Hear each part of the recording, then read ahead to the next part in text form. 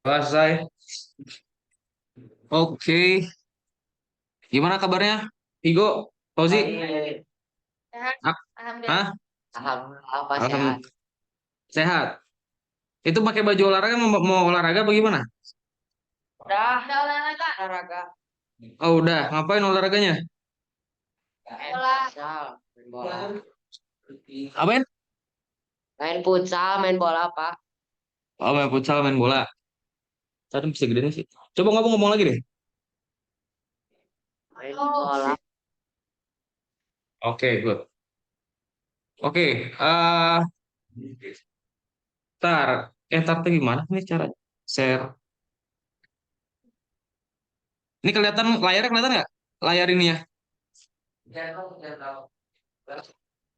Gimana sih?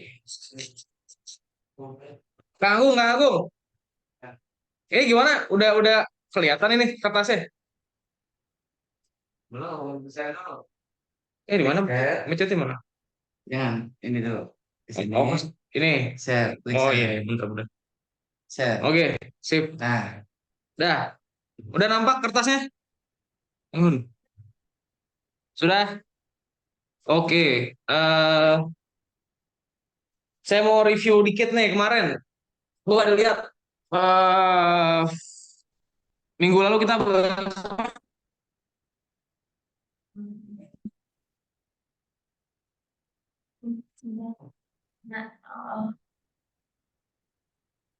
nah, oh, bahas apa kita kemarin? Apa?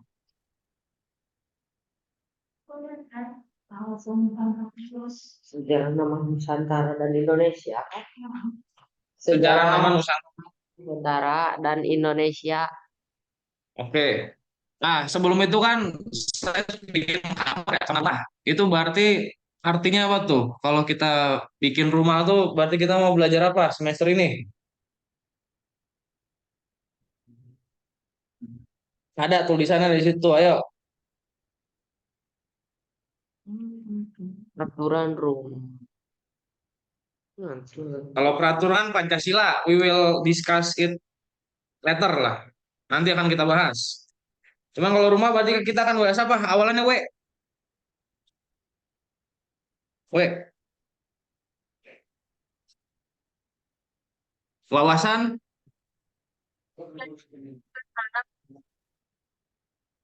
Nusan, Nusantara. wawasan Nusantara ya. Nah, ini yang kita bahas ya dalam beberapa pertemuan ke depan itu tentang wawasan Nusantara. Nah, kemarin saya jelasin dulu tuh asal kata Nusantara. Asal kata Nusantara apa salah satunya? Pulau di antara pusat kerajaan. gimana gimana? Luar lautan dan merupakan wilayah di luar pusat kerajaan Hmm. Majapahit. Tapi ada juga makna lainnya berarti dia pulau-pulau di antara lautan. Ingat nggak? Ya kan? Ada saya tulis lautan di situ. Jadi, ini tolong lihat kertasnya ya. Kita akan bahas wawasan Nusantara. Sebagaimana saya suka ngajar ya, saya tuh pecah dulu kata-katanya di apa aja nih. Wawasan Nusantara. Apa itu wawasan?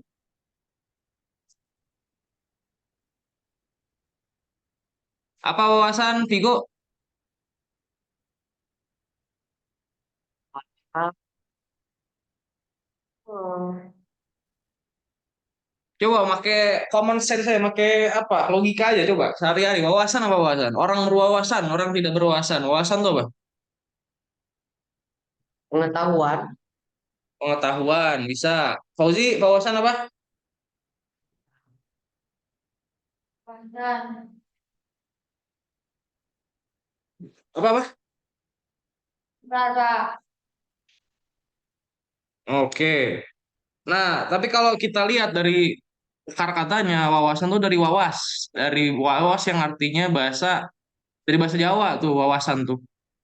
Wawas itu artinya di sini adalah pandangan. Ya, pandangan, pemikiran itu bisa juga. Nah, lanjut kalau wawasan itu pandangan Nusantara. Kemarin Nusa itu apa artinya? Pulau atau negeri. Nah, pulau, pulau. Yang umumnya pulau lah sekarang. Antara artinya bisa, dua artinya bisa apa coba? Bisa di seberang dan di Di sementara. Antara. di antara. Jadi pulau di antara nih. Atau bahasa Inggrisnya kalau kalian lebih bahasa Inggris between. Misal di antara Fauzi dan Vigo ada apa tuh?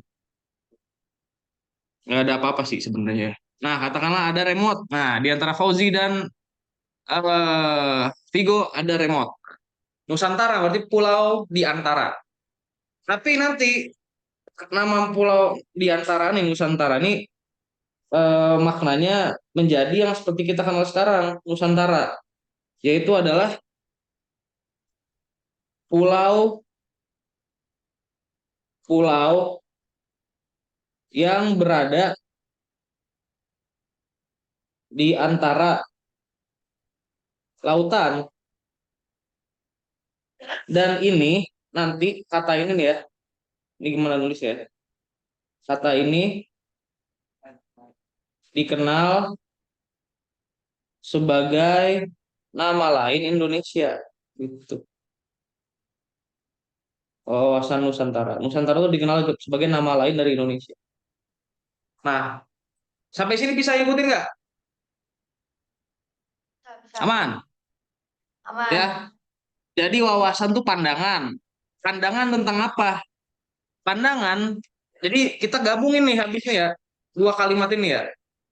Kita gabungin nanti pandangan dan pernyataan yang ini. Tulisan yang ini. Pulau-pulau yang berada di antara lautan. Atau dengan nama lain itu dia nama dari Indonesia. Nah, kalau ini digabungin nih. Ini dan ini digabungin. Ya. Maka makna wawasan Nusantara berarti adalah wawasan Nusantara adalah, coba kamu gabungin. Apa artinya? Pandangan, ini kita gabung. Pandangan, Pandangan pulau-pulau yang berada di antara lautan. hmm. Wow. Kalau Fauzi, gimana? Fauzi, artinya apa ini? Wawasan Nusantara.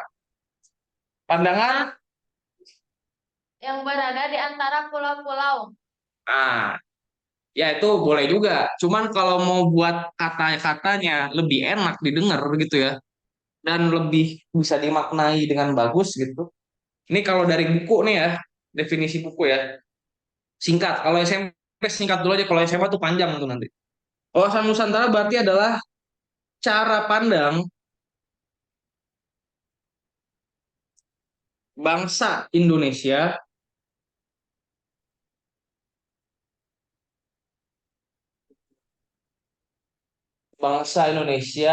tentang bangsanya sendiri. TTG itu tentang arti ya, TTG ya, tentang bangsanya sendiri.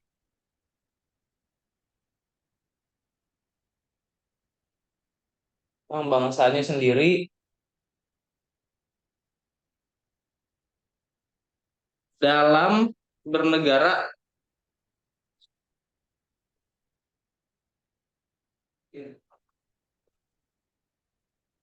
dan bermasyarakat. Dalam bernegara dan bermasyarakat dengan menjunjung. Menjunjung tahu menjunjung? Higo tahu menjunjung apa? Fauzi? Menjunjung. Misal orang tua kalian menyuruh kalian sholat dengan baik, puasa dengan baik, nggak bohong, terus hormat pada yang lebih tua, itu berarti menjunjung tinggi nilai agama Islam katakanlah gitu.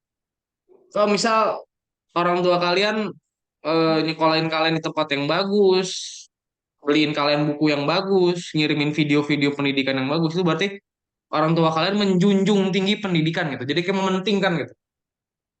Jadi wawasan Nusantara, cara pandang bangsa Indonesia tentang bangsa sendiri dalam bernegara dan bermasyarakat sehari-hari dengan menjunjung persatuan,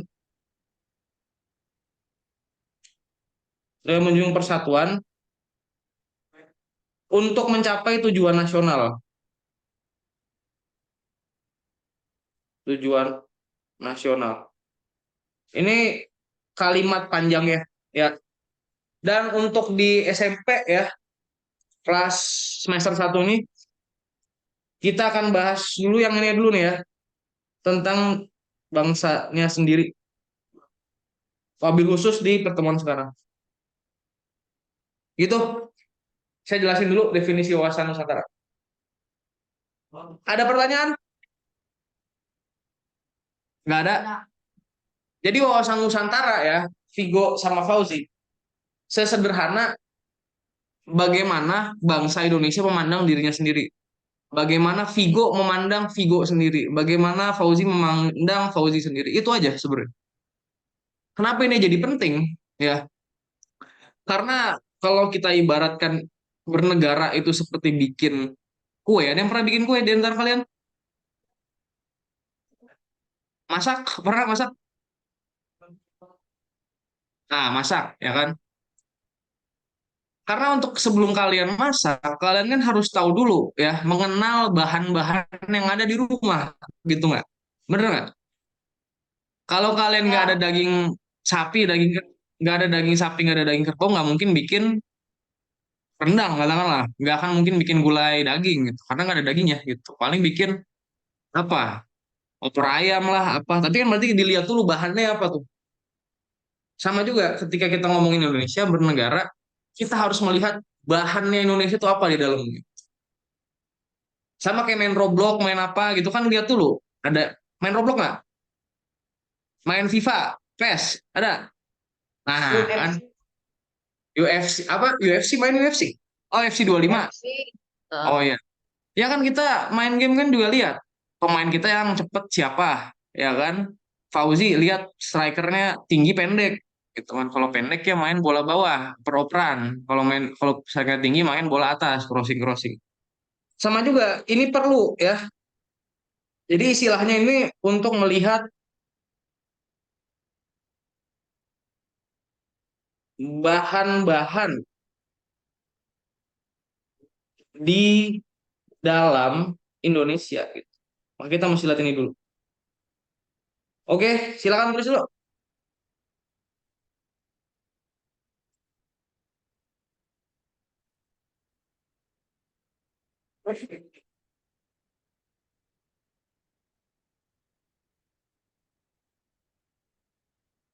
Kebaca? Kalau nggak kebaca tanya aja langsung ya.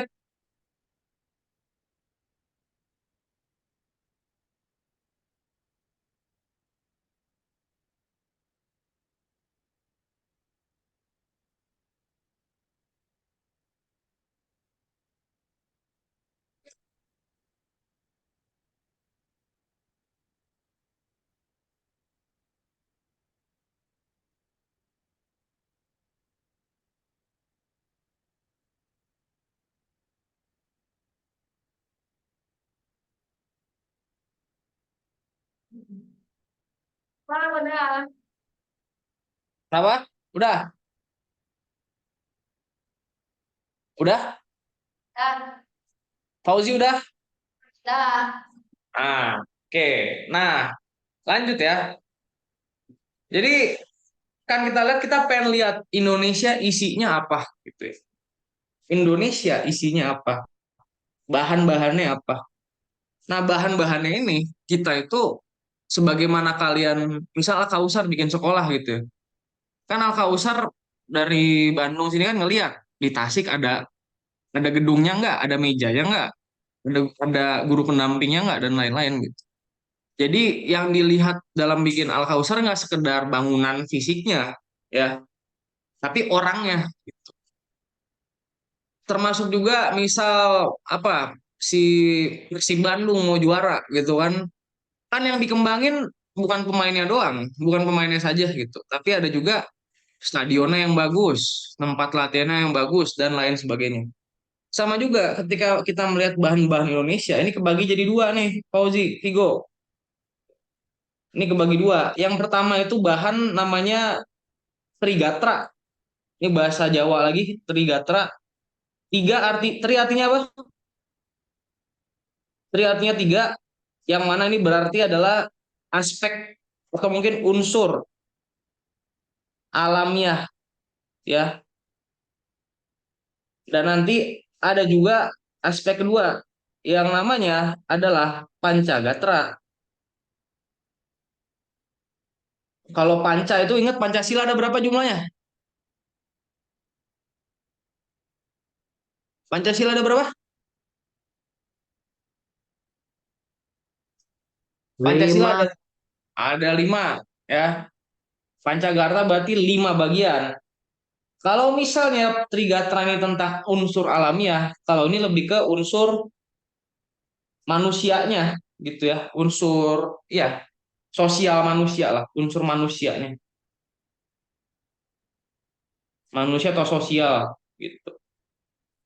Jadi ya sama juga dengan rumah, dengan alfa. Indonesia ada bangunannya, ada fisiknya, ada orangnya. Nah itu kita lihat gitu nanti. Nah nanti di unsur Trigatra atau mungkin unsur alami. Ini ada terbagi lagi jadi tiga bagian kan? Ini kan Trigatra ada tiga. Ini ada tiga nih. Pertama itu tentang eh, letak dan kondisi geografis, kondisi geologis, dan kondisi astronomis. Ini panjang, ntar saya jelasin, jangan puyeng dulu. Yang kedua itu tentang keadaan penduduk, ya. Penduduknya ada di mana aja, penduduknya orang mana aja, kerjanya apa aja. Nah, itu di sini. Terakhir itu ada kekayaan alam. Wah, Indonesia mah kaya banget ini di sini. Ini ya, unsur-unsur fisiknya dalam Trigatra. Adapun di Pancagatra, ini ada lima. Ini nggak akan saya bahas, cuman saya mesti kasih tahu ke kalian juga. Ada ideologi, politik, ada ekonomi, ada sosial, budaya, dan terakhir ada pertahanan keamanan.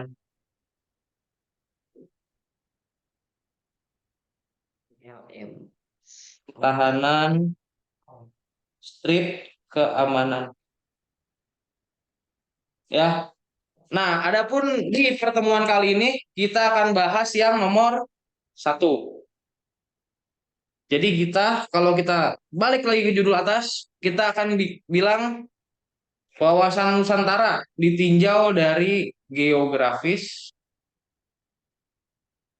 geologis, dan astronomisnya. Gitu. Nih, tambahin nih, judulnya lebih panjang lagi. Silakan tulis dulu. Jadi saya mau memetakan agar kalian kebayang gitu ya. Ini lagi ngomongin apa ya, pembahasan kita ke arah mana. Jadi kita akan bahas geografisnya, geologis, dan astronomis.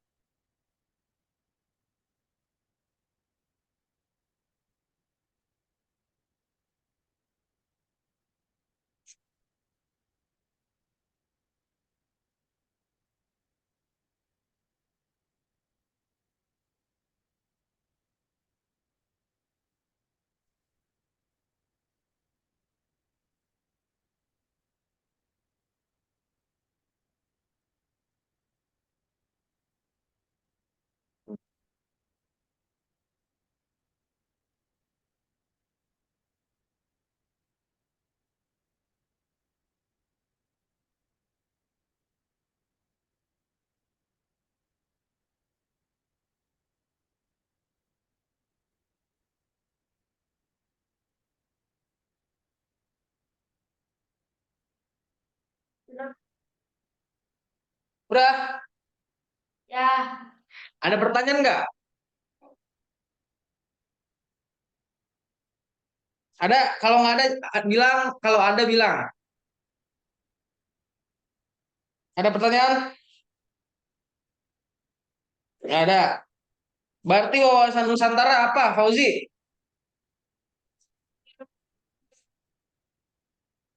Oh, pandangan tentang pulau-pulau yang berada di antara lautan. Ah, nggak, yang udah dirangkum. Yang ini, yang di sini nih. Apa wawasan Nusantara? Oh, Nih intinya nih cara di sini. cara pandang bangsa Indonesia tentang bangsanya sendiri.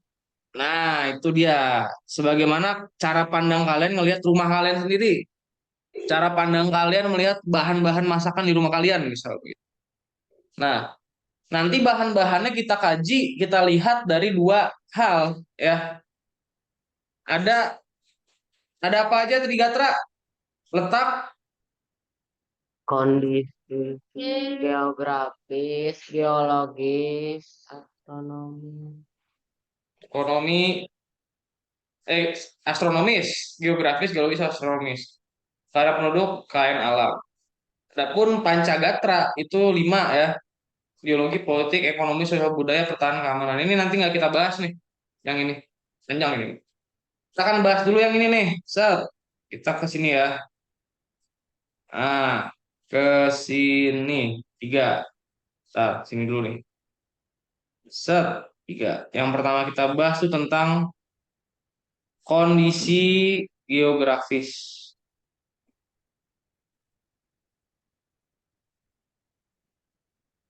Ah, kondisi geografis.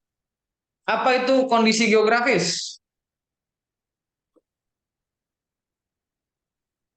Coba, Pak Vigo, kondisi geografis artinya apa? Kondisi tempat, Apa? tempat, Tempat. Good. Itu ada bener dikit lah. Fauzi, apa coba? Kondisi geografis artinya apa? MBC negara Kondisi apa? negara Negara. Boleh. Apa bedanya kondisi geografis sama kondisi geologis? Apa bedanya? Nah, itu nanti kita bahas ya. Singkat cerita ya, kondisi geografis yang kalian bilang bener walau belum lengkap gitu ya. Kondisi geografis itu kondisi wilayah di atasnya, di wilayah kondisi wilayah berdasarkan kondisi di permukaan bumi nih. Nah, tapi kan masalahnya bumi itu yang di atas saja atau yang di bawah juga ada. ada. Di bawah juga ada. Nah, jadi kalau kondisi geografis ngomongin yang di permukaan, geologis ngomongin yang di bawah tentang lempeng, pergerakan lempeng gitu.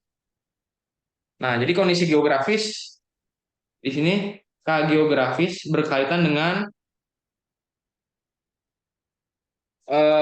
posisi ya, posisi atau keadaan suatu wilayah di atas permukaan bumi, di atas permukaan bumi. Jadi kalau kita gambar, misal buminya bulat, emang buminya bulat juga sih ya. Misal nih begini ya, katakanlah gimana kita bikin suatu penampang begini, katakanlah, set, ini ada gunungnya, ini ada bukit-bukit kecil, ada orang-orang. Nah, ini tuh namanya yang di bagian atas tuh geografis. Geografis. Tapi kalau di bawahnya, yang mana di bawahnya nanti bakal bakal banyak nih lempeng-lempeng bergerak nih. Ada lempeng-lempeng bergerak di bawahnya.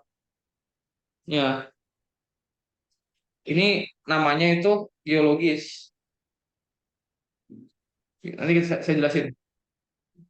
Nah, Berarti kita bahas dulu dari kondisi geografis. Ada yang bisa menyebutkan sedikit bagaimana kondisi geografis Indonesia?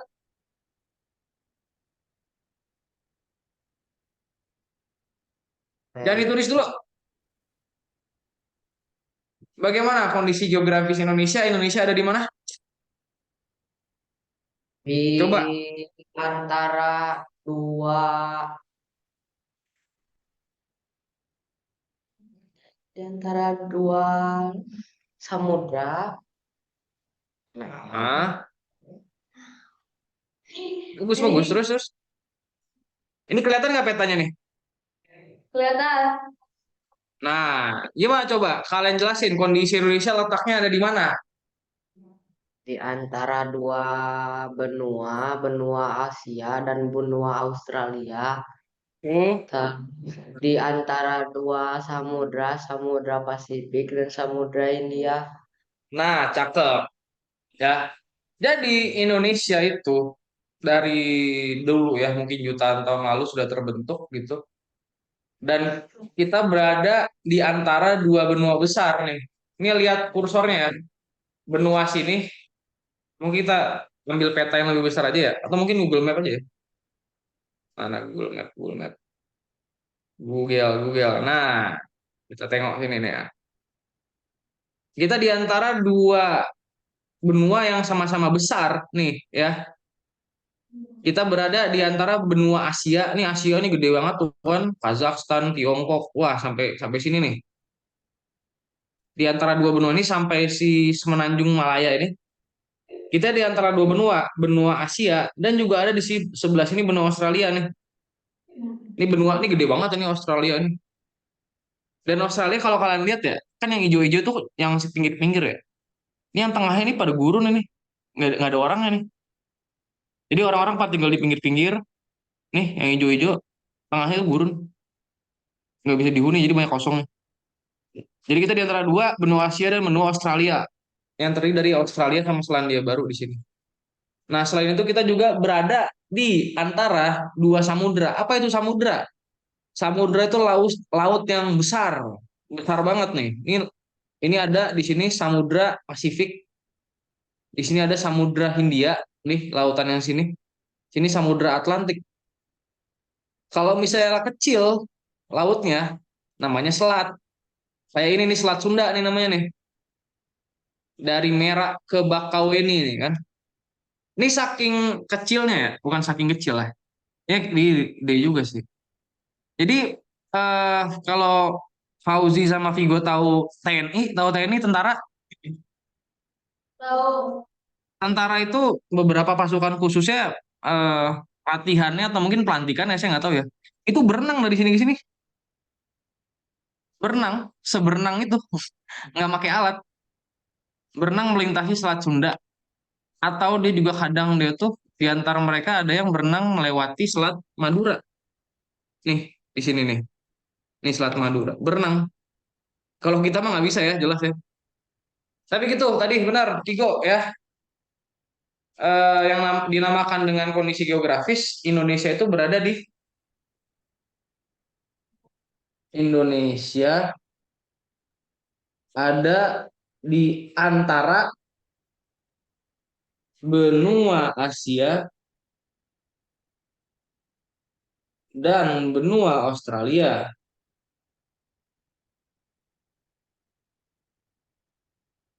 Dan di sisi lain dia juga berada di antara dua laut besar tadi. Dia di antara Samudra Hindia dan Samudra Pasifik. Nah, sebelum kalian tulis, kan kira-kira ini ya, kan kondisinya begini. Kondisinya begini kan. Oh ya, sebelum kalian tulis, kalian bisa lihat nih polanya kesamaan. Ini sama-sama ada kata di antara di sini ya. Sebagaimana kata Nusantara di sini, antara. Nah, dengan kondisi begini ya, ini memberikan pengaruh bagi Indonesia. Ini banyak pengaruhnya.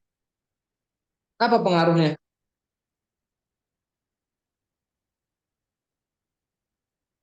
Coba Fauzi, pengaruhnya apa? Ketika kita berada negara yang di antara dua benua di antara dua benua, benua Asia dan benua Australia. Apa pengaruhnya?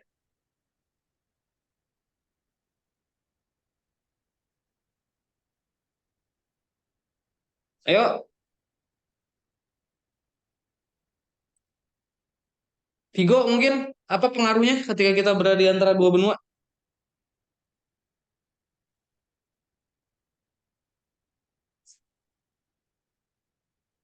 Tahu? Halo? Mana suaranya nih?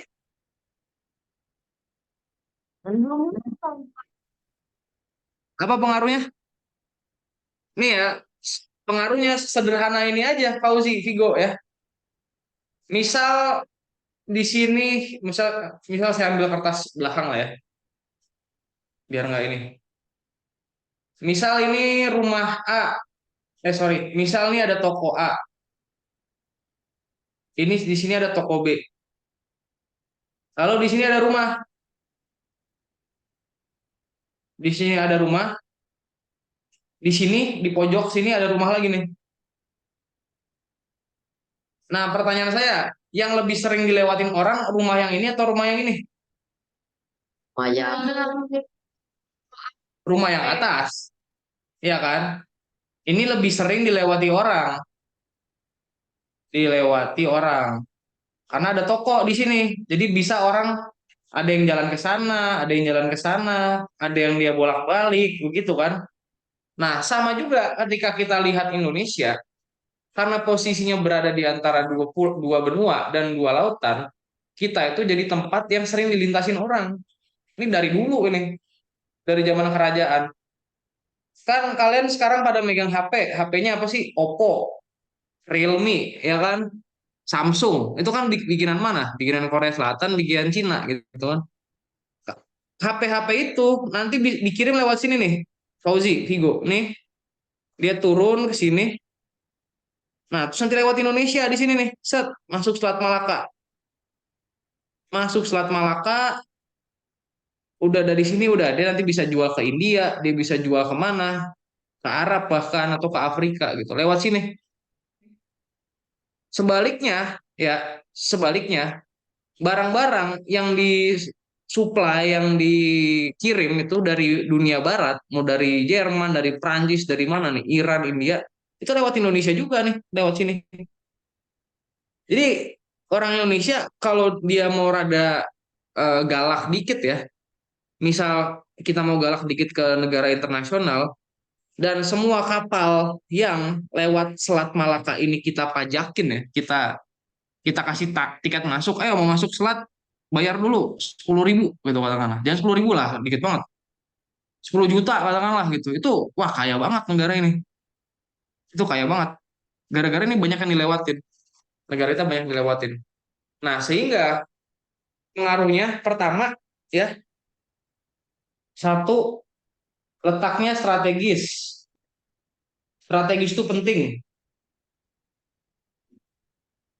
strategis atau penting, karena kalau misalnya ditutup ya dunia kelimpungan, bingung. Letaknya strategis bagi dunia internasional, bagi dunia aja lah. Yang kedua, menyebabkan banyak lalu lintas dagang, banyak lalu lintas dagang internasional. Karena tadi saya bilang kapal-kapal itu pasti lewat selat-selat Indonesia. Dan yang ketiga, ya, gara-gara kita berada di antara dua benua, ya, sebagaimana orang-orang dulu tuh kalau berlayar tuh nggak sejam 2 jam ya, dia bisa tinggal di sini berbulan-bulan gara-gara nunggu angin muson barat muson timur gitu gitulah. Jadi ini ngebuat daerah-daerah sini nih, Aceh, ini Sumatera Barat sini, di sini, daerah kayak Batavia sini, Jakarta, Banten, itu dia menjadi pertemuan banyak budaya gitu. Karena tempatnya yang suka dilewatin orang gitu. Gitu. Jadi intinya Indonesia apa? Fauzi sama Vigo, Indonesia tuh seperti apa coba? Seperti perempatan Kiara Condong atau perempatan Kiara Condong? Perempatan Kiara Condong, perempatan Soekarno Hatta, lampu merah. Wah, saya belum ke Tasik, belum ini sih ya, baru sekali dua kali, nggak tahu tempatnya tuh. Nih tempat yang kalau kalian ke Al Kausar kan lewat sini nih, lampu merah inget gak? Oh, kalau Atau mungkin nggak usah lampu merah Soekarno Hatta deh. Indonesia itu seperti negara yang berada di perempatan jalan gitu. Nih Indonesia nih katakanlah nih Indonesia. Kalau misalnya Fauzi Mama Vigo mau jual seblak dan kemudian bikin poster dan posternya ditaruh di sini, ini mahal banget ini. Masih mahal banget gara-gara banyak dilihat orang. Nah, Indonesia tuh kira-kira begitu gitu. Kita negara yang berada di perempatan jalan gitu. Yang banyak dilewatin orang, yang kalau misalnya kitanya hancur, itu orang-orang pada kelabakan gitu. Misal ini tiba-tiba dia jatuh ini, wah jatuh ke bawah kan susah orang lewat macet. Nah, jadi pengaruhnya lokasi tersebut membuat kita menjadi negara yang penting bagi dunia, lokasinya strategis, banyak dilewatin orang, temuan banyak budaya. Silakan ditulis dulu. Kebayang nggak, Fauzi, Vigo? Udah. Kebayang ya? kebayang. Banyak penanya dilewatin. Jadi gampang gitu ya. Gimana, gimana? Enggak, Pak. Teman, Aman. jadi kayak tempat rumah teman kalian aja, yang kali aja rumah teman kalian ada di mana gitu, yang dilewatin orang. Nah, itu rumahnya rumah strategis. Tapi kalau rumahnya di puncak gunung sana, yang orang-orang juga pada malas ke sana, itu rumahnya nggak strategis, gitu. Nggak dilewatin orang, tanahnya murah gitu.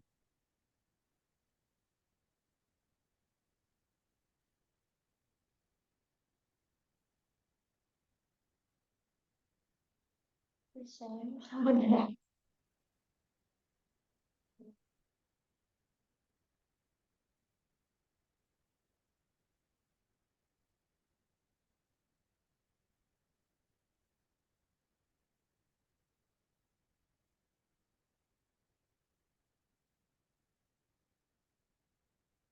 Kan nggak mungkin Fauzi sama Vigo mau jual sebelah ke tengah hutan. Laku nggak? Ada yang beli nggak? Enggak. Nggak ada, tengah hutan yang beli demit kan nggak mungkin gitu. Dikasih kasih daun kali. Kalau misalnya Fauzi dan Vigo mau jual seblak, ya jual seblak ya di mana? Di terminal, mungkin di stasiun. Ya itu tempat-tempat strategis, gitu. Yang tempat-tempat strategis di masjid mana? Masjid Raya katakanlah atau di mana yang banyak orang baru seblaknya banyak yang beli.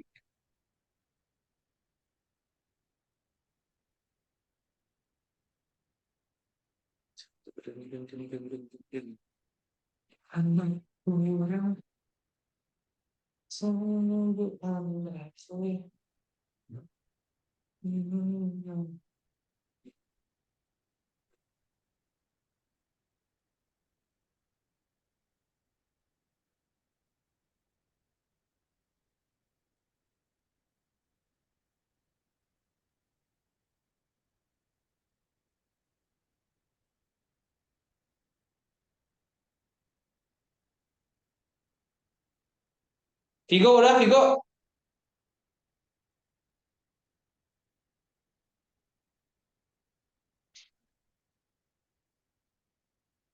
Sudah, Pak. Udah. Oke, jadi kita lihat kondisi geografis berarti apa? Eh, Fauzi,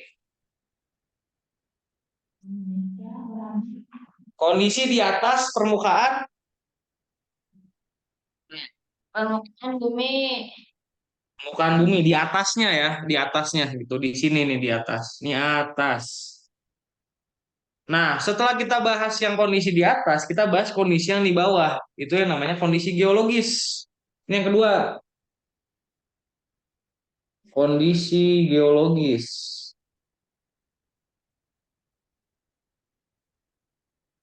Tadi kondisi geologis sudah saya artikan, kondisi geologis itu adalah posisi atau kondisi wilayah berdasarkan lempeng. Ini kata kunci. Posisi, sorry, posisi. Posisi atau keadaan suatu wilayah. Kok biru semua ya? Salah, salah. Wilayah berdasarkan lempeng di bawah bumi. Pernah belajar ini nggak, lempeng nggak sama Pak Al Kausar? Belum. Belum. Oke, saya tampilin ya videonya ya. Kira-kira videonya begini nih. Nih. Tar. Jadi di bawah kita, Fauzi Vigo, itu bumi itu terus bergejolak gitu, terus bergerak gitu ya. Pergerakan apa? Lempeng Indonesia. Nih, mana ya?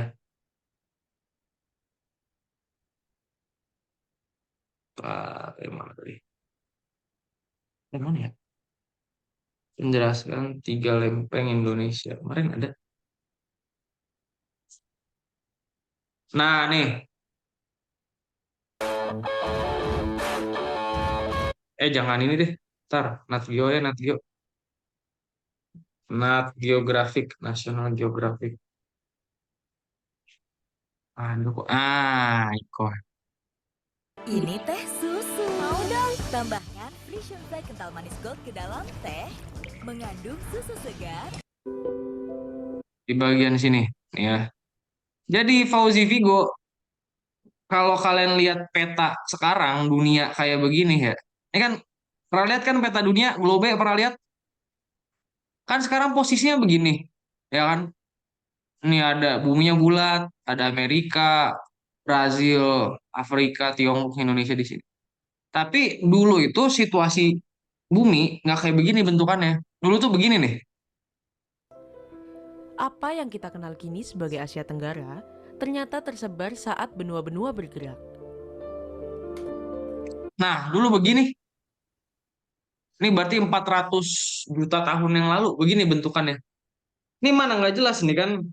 Mana Afrika, mana Asia. Ini mungkin India nih. Ini Australia nih, ini Australia. Ini mungkin Indonesia di sini nih. Jadi dunia kita itu dulu nggak seperti sekarang. Nah, peta dunia benua-benua itu dulu nggak kayak sekarang begini. Dulu dia begini. Nah, kenapa mereka bisa bergerak? Ya, karena di bawah bumi itu ada lempengnya, lempeng tektonik. Nih, ada lempeng. Lempeng itu kayak apa ya? Nah, begini nih bentuknya nih, lihat nih ya. Nih, mana ya? Ini aja nih, boleh deh. Jadi, ini tempat kalian berenang, di sini tempat kalian lari-lari, tapi di bawah itu ada ini nih, kayak ada lapisan-lapisan yang terus gerak ke kanan, ke kiri, nabrak, nanti nabrak-nabrak terbentuk gunung. Jadi terus bergerak nih. Lempeng tektonik. Ada penjelasan ya. Nah, ini misalnya. Kenapa sih lempeng bumi selalu bergerak dan menyebabkan gempa? Kenapa gak diem aja itu lempeng? Lah, emangnya di mobil remote bisa dihentiin? Nah, lempeng bumi bisa bergerak itu dikarenakan di bawah lempengan tersebut ada magma yang mendorong Nah, lempengan-lempengan ada tersebut. api ya. Sama ketika kalian masak kan airnya belebep-belebep tuh kan. Belebep-belebep gerak-gerak. Nah, ini juga tuh lempeng itu terpanaskan api, ada yang menjadi apa segala macam bergerak lah dia kan. Selain itu, tekanan dan gaya tarikan di sekitar lempeng juga mempengaruhi gerakannya. Nah, ketika dua lempeng bumi bertemu, mereka bisa bertabrakan, saling terpisah, atau bahkan berselisih. Aduh, pasti gara-gara perkara hutang 100.000. Namun walaupun sering bikin gempa bumi, justru pergerakan lempeng bumi juga sangat penting bagi kehidupan di bumi. Karena tanpa beliau, pegunungan dan dataran tinggi tidak akan ada. Kebayang nggak? Fauzi kebayang? Vigo, jadi di bawah bumi ada lempeng-lempeng yang bergerak gitu. Nah, pergerakan lempeng itu mengantarkan Dalam Indonesia ya. penelitiannya, Matthews Indonesia yang awalnya di sini bergerak nih jutaan tahun nih, bergerak kayak ratusan juta tahun bergerak, bergerak, bergerak, terus bergerak sampai akhirnya terbentuk nggak nih Indonesia nih? Kelihatan nggak? Udah mulai kelihatan belum? Belum kelihatan. Ah, nah, mulai itu kan. Ini Papua nih mulai kelihatan. Mana lagi? India kelihatan. Nah, ini Sumatera nih kan. Ah, terbentuklah kita benua Indonesia ya. Negara Indonesia terbentuk. Aduh kok terbentuknya gimana nih? Bentar, masih. Tet, tet. Nah, nah. Jadi Fauzi, Vigo, para peneliti kemudian dengan teknologi mampu memetakan lempeng-lempeng kayak apa tadi? Yang di bawah tuh, yang lempeng-lempeng tuh yang gerakan-gerakan di bawah bumi itu dengan beberapa peta. Ini ada lempeng Eurasia, lempeng Afrika, lempeng mana lagi? Amerika Selatan, Amerika Utara, dan lain-lain. Nah, Indonesia itu berada di pertemuan tiga lempeng besar. Nih, segini lempengnya nih. Ujung ke ujung nih. Jadi kesatuan lempeng ini. Namanya lempeng Eurasia. Gitu. Nah, yang bawah itu namanya lempeng Australia nih. Dan yang terakhir di bagian sini, ini namanya lempeng Pasifik. Lempeng Pasifik nih. Lempeng Pasifik. Jadi bayangkan Fauzi, di bawah kaki kita, ini ada lempeng yang terus bergerak, terus berantem, terus terbakar, dan terus saja bergerak gitu. Sampai nggak tahu, sampai bumi, sampai kiamat pasti gitu. Ini pasti bergerak terus gitu. Nah, jadi di bawah kita sangat tidak stabil sebenarnya gitu, terus bergerak. Nah, di antara yang lempeng-lempeng sedunia ini kita dipertemukan dengan tiga lempeng. Bayangin tiga lempeng loh. Amerika cuma satu lempeng nih kan, Amerika Utara. Mana lagi Cina cuma lempeng Asia doang. Mana lagi India cuma lempeng ini doang nih, India kontinen doang. Tapi kalau Indonesia ketemu tiga lempeng gitu. Jadi karena kita ketemu tiga lempeng ini ketika bertemu kira-kira mereka bakal ini nggak? Ini lempeng nih ketemu, kira-kira mereka bakal mendekat atau malah begini? Ini mendekat, kamu mendekat, saya mundur deh gitu. Mana kira-kira? Hah? Dia mendekat terus, tabrak, tercipta gunung, tergesek, terjadi gempa gitu aja. Gak mungkin dia lempengnya bergerak, terus pas ketemu lempeng lain dia mundur gitu. Nggak mungkin. Jadi kita berada di bawah kaki yang seperti itu. Nah, tadi yang saya singgung, Indonesia terletak di tiga lempeng besar, berarti kondisi geologisnya. Indonesia terletak di tiga lempeng besar. Lempeng Eurasia, Eropa Asia, Euroasia, lempeng Indo Australia. Aduh, nggak cukup. Australia, dan terakhir lempeng Pasifik. Gitu ya. Akibatnya apa, Pak? Sebagaimana tadi saya suka bilang, akibatnya apa, Pak?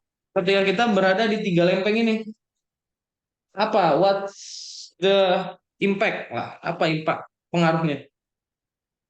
Pengaruhnya ada positif, ada negatif. Ya. Yang pertama jelas yang tadi saya kasih contoh kan. Ketika lempengnya begini, tabrakan, tercipta gunung. Ya kan? Makanya banyak gunung nih.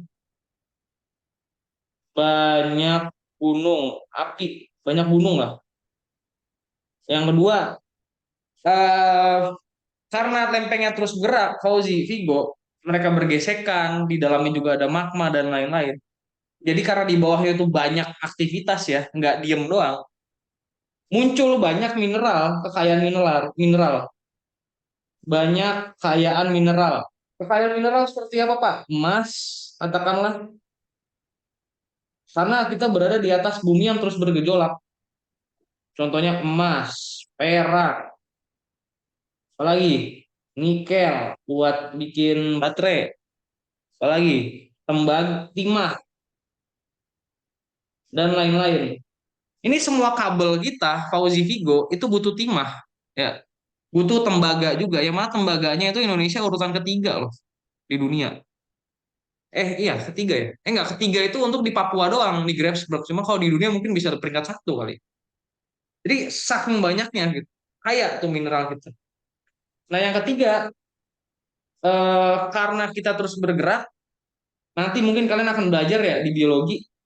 Ini nanti banyak sumber energi sebenarnya ya. Karena yang namanya tenaga gunung api bisa dimanfaatkan karena api nggak pernah mati apinya ya. Daripada kita bayar listrik PLN mungkin bisa dialirin tuh dengan teknologi yang tentu mahal gitu. Dan terakhir dampaknya mungkin kalau boleh dibilang negatif banyak gempa. Banyak gempa, gunung meletus ya kan? Karena aktivitas lempengnya sangat aktif gitu. Oke, tulis dulu.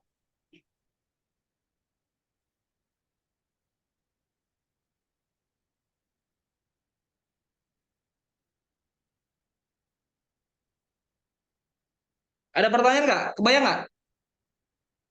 Fauzi kebayang? Ayang. Igo, Bayang. jadi gara-gara di bawahnya aktif nih Vigo nih tabrakan lah, dia gesek lah begini, dia ngapain lagi? Dia begini terturun ke bawah atau mungkin ketika ini turun dia begini wah gitu-gitu. Begini segala macam. Itu akhirnya di bawah kaki kita tuh kayaknya kayak pisan gitu. Kalau bahasa Sundanya apa sih bukan orang Sunda ya apa? Menikaya pisan gitu. Kaya banget lah gitu. Gara-gara gara-gara banyak aktivitas di bawah gitu sehingga sumber energinya banyak dan banyak kekayaan mineral. Nanti saya tunjukin di Papua tuh ada gunung emas terbesar sedunia. Tapi keuntungnya dipegang sama orang Amerika, Freeport. Mana Pak? Nggak jadi dong lambangnya. Kenapa? Nggak jadi kaya. Karena gak, ya panjang ceritanya. Pernah dijajah kita ya, orang-orang kita dibuat bodoh, dibuat eh, dimanfaatkan kerakusannya, di apa? Dipecah-pecah, dikuasain, dibuat perjanjian-perjanjian macam-macam. Sampai udah 100 tahun, 200 tahun, 300 tahun ya Indonesia jadinya begini gitu. Sehingga walaupun kita tidur di atas gunung emas, tapi yang kaya orang luar gitu. Panjang Miskin. sejarahnya. Iya, panjang ceritanya itu. Udah, tulis. Ini udah dua nih ya, geografi sudah, geologi sudah. Astronomi sama kan 9 derajat. Bintang Hara Sudah Pak? 111 derajat. Itu Nah, itu nanti tuh. 10 derajat bujur timur sampai 41. 141 derajat bujur timur. Juri Sangkar. BT Sudah? bujur timur. Miskin kau. Awas. Miskin. Fauzi udah? Nih kita lihat ya. Di Papua tuh ada gunung emas loh. Saking kayanya gitu ya.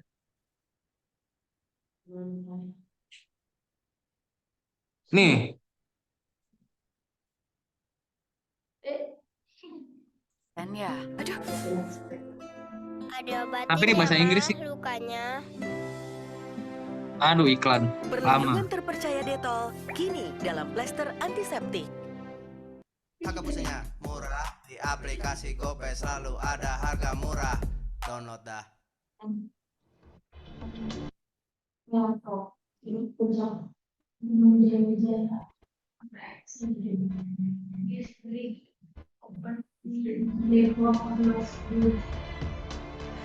Eh, eh. Nih, baca. Now the gold reserves in this open pit mine have been declared depleted. Indonesia had mountainous gold reserves. From 1988 to 200 tons of gold. Tambang ini menghasilkan 12 juta ton tembaga dan 4.600 ton emas. 4.600 ton emas itu sebanyak apa itu? Ini coba ya, 4.600 ton emas. Coba kita kaliin ya. 1 gram emas berapa rupiah? 1 gram emas sama dengan 1 juta. Katakanlah 1.800.000 ya. Coba sekarang kita hitung ya, kalkulator. 1.800.000 dikali, kan tadi 1.800.000 ya, dikali 4.600 ton emas. 4.600 itu sama dengan berapa kilo itu? 4.600 1 ton 1.000 kilo 1 2 3 berarti 4.600.000 kilo. Kilo ke gram berapa? Kilo 1 2 3. Wah, 3 tambah 3 ya? 100 gram, 500 gram. Iya, tambah 3 ya, 3. Iya, benar. Ini dikali berapa nih coba? Nolnya berapa banyak? Wah, nih. Ini miliar. Wah, ini 80 miliar. ini bukan 8 triliun lagi nih. Ini mungkin ada 8.280 triliun. Lebih, Bang. 8.000 mega triliun kali ini mungkin nih, sekaya itu. Bahkan cuma dari satu sumber doang di Papua. Belum lagi yang di Sumatera Barat, belum lagi yang di Jawa mana, Jawa situ. Tuh. Kaya banget ini.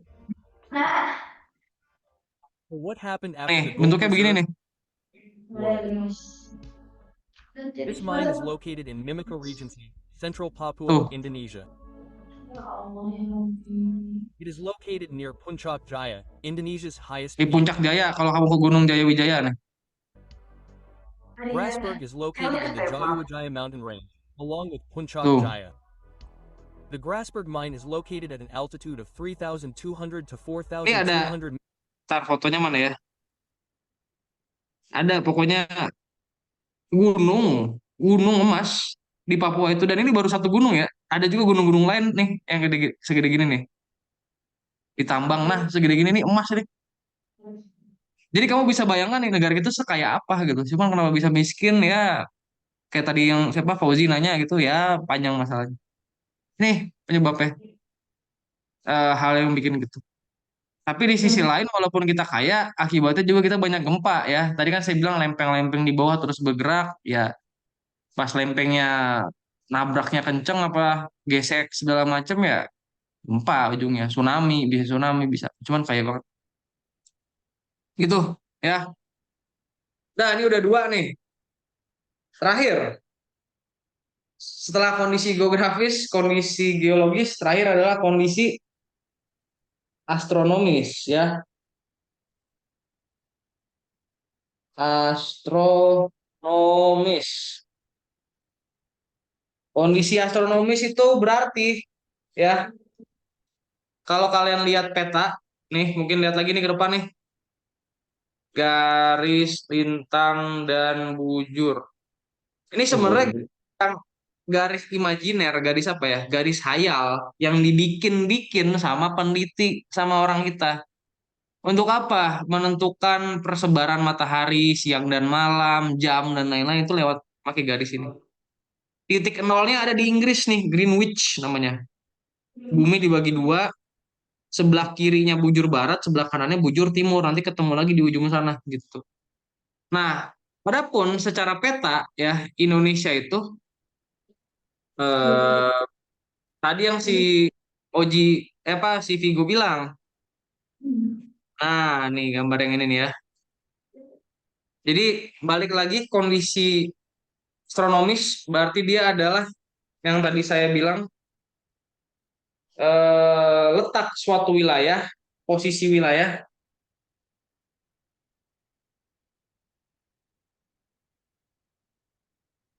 posisi wilayah berdasarkan garis lintang. Lintang tuh yang bagi atas dan bawah ya. Lintang utara, lintang selatan. Garis lintang dan garis bujur di globe bumi lah, di globe atau bumi. Nah, Indonesia tadi angkanya berapa? Coba yang bisa 9 derajat lintang utara. kan, bukan 9, 6. 5, 6. Oh, no. Nah, Lupa, Pak. 6 derajat lintang utara Sampai 11 lintang selatan. 11 derajat lintang selatan dan Oh, 95 derajat sampai 140 derajat bujur BT ini timur. bujur timur ya. LU lintang utara,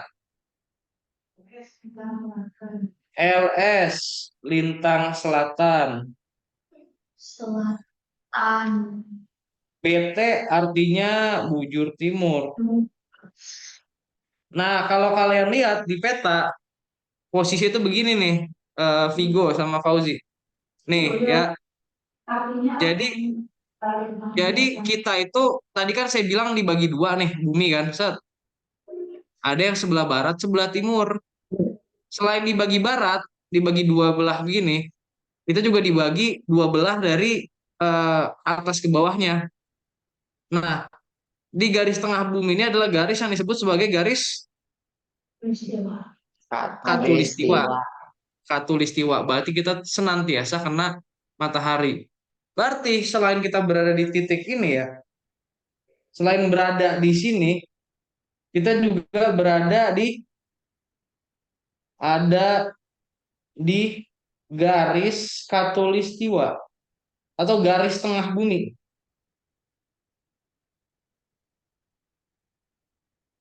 Garis tengah bumi. Yang membelah bumi dari atas dan bawah. Ya. Ini lagi saya balik lagi ke petanya. Malah gambar hari singa, singa. Mana yang bagus dia mantap ya. Nah, ini bisa sih. Cuman kemarin tuh saya nemu yang bagus tuh, mana ya?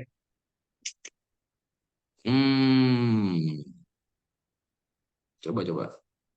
Letak astronomis Indonesia. Nah, inilah. Ini enggak juga. Ah, ini boleh lah. Enggak ini nih. Tar. Sabanta. Nah, ini boleh lah. Tapi jelek resolusinya. Ini jelek juga. Jelek juga dia. Ini boleh nih. Ini bagus ya. Nah, jadi kita berada di tadi yang kata Fauzi, yang kata Vigo 95 derajat sampai 141 derajat di sisi ini wilayah kita berada. Ya. Sedangkan kita berada di 6 derajat lintang utara. 6 derajatnya dari mana apa ditarik dari garis tengahnya. Ini bagi dua, ekuator, garis khatulistiwa. Nah, pulau-pulau kita yang terluar tuh berada di lingkup sini 6 derajat lintang utara dan 11 derajat lintang selatan. Berarti pertanyaan saya, wilayah kita banyakkan di utara atau di selatan? Selatan. selatan. So ini sampai 11 kan ini ada dua kotak nih. Satu kotak, dua kotak. Ini cuman 1,5. Jadi kita berada di posisi ini dan kita berada di posisi garis nih. Tulis juga sama dia kan ekuator. Se. Dampaknya apa Pak? Berarti Pak. Nah, mana dia gambarnya? Ada? Nah, ini dia. Nah, pengaruhnya apa? Berarti pengaruhnya karena kita berada di tempat yang seperti ini, pengaruh, kelihatan nggak? Ini tulisannya pengaruh ya. Pengaruhnya satu, kita terus lihat kita kena matahari terus menerus gitu. Kena matahari terus. Atau dalam istilah geografisnya namanya iklim tropis. Tropis ya. Apa Pak artinya iklim tropis? Berarti Vigo sama Fauzi itu cukup menanam di musim hujan, nanam padi yang enak, yang banyak, panen, panen, panen, makanan disimpan. Nanti musim kemarau nggak ada air, padinya dimakan. Gitu. Dan waktu musim hujannya lumayan panjang untuk orang Indonesia dari dulu untuk menyimpan bahan makanannya. Sedangkan orang Eropa ya, dia tuh cuma ngalamin kayaknya 2-3 bulan gitu. Sedangkan habis itu mereka musim dingin, musim salju, musim gugur.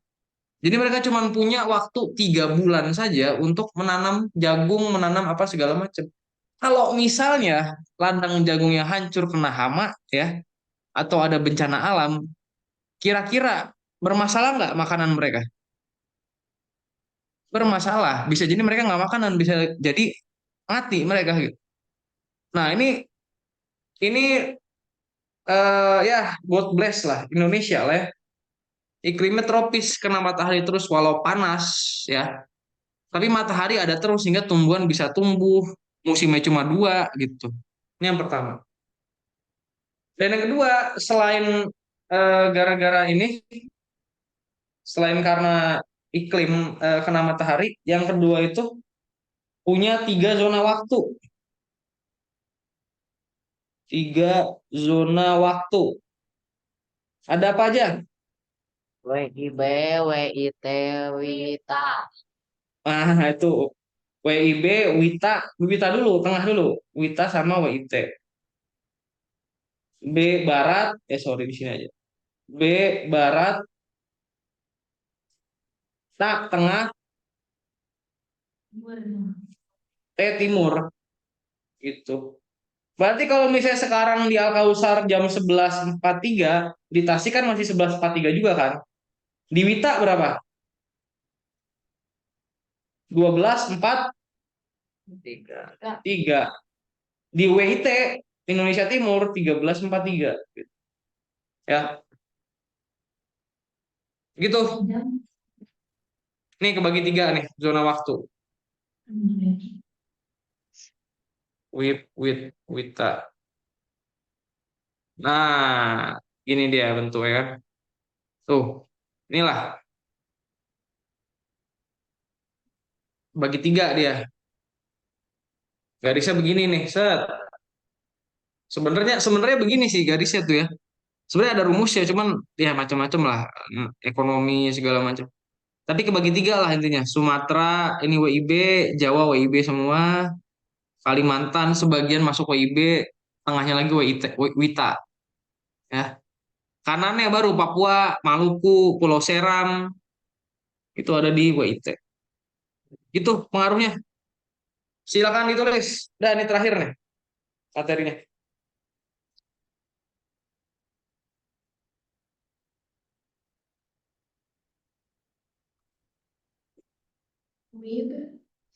Sebelah sahabat tilu. Wita. Wita.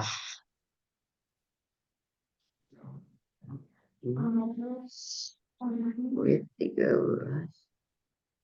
Udah. Beda sejam sama beda 2 jam. Sekarang jam 12.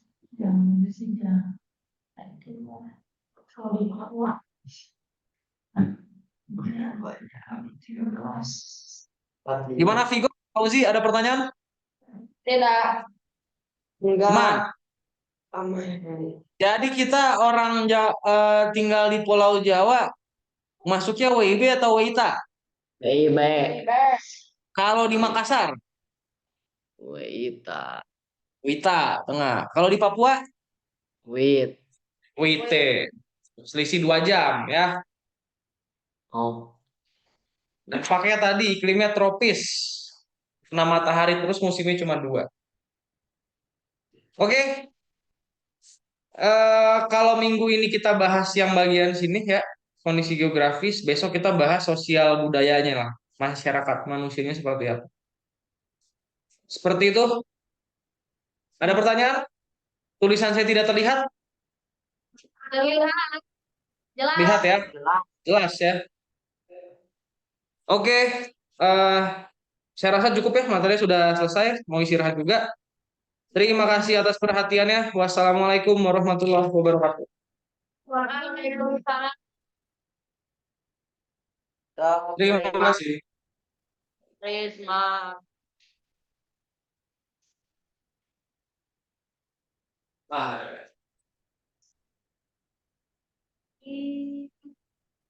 Enggak makan. Oh, istirahat. Basah mah. Bosan masuk. Luar biasa. Tidak kan PR. Kalau boy. SZ iya. Nanti kalau digital. Mau taruh perwadi mar. Oh bikin oh tidak kamu wanita munafik. Iya nih mana ada.